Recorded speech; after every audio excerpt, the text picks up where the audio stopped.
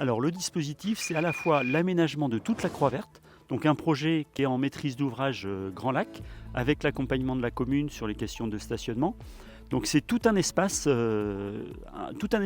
vert, avec une partie ici qui est une partie plutôt jeu, et puis une partie centrale qui va être un grand parc paysager, et puis derrière, en fait, le stationnement. Donc l'objectif de ces aménagements, c'est d'avoir une meilleure qualité d'accueil. On a effectivement une augmentation de la fréquentation considérable.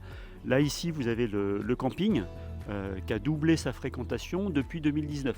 Donc on est effectivement confronté à une augmentation très forte de la fréquentation, mais par contre, ça s'est accompagné de nuisances, notamment autour du stationnement sauvage, qu'on ne pouvait plus accepter aujourd'hui. Alors, le dispositif, ça a été de différencier le stationnement, qui est un stationnement court, proche du lac et payant, d'un stationnement long, gratuit, mais un tout petit peu plus loin. Donc si vous voulez venir au Bourget du Lac, si vous voulez rester la journée, il n'y a pas de problème, vous pouvez stationner gratuitement en fait un petit peu plus loin. Donc vous êtes vous garez à Technolac et vous avez à peu près 10-15 minutes de marche pour venir au bord du lac. L'espace de marche est très agréable au bord de la Lesse et là vous stationnez gratuitement, il n'y a pas de problème.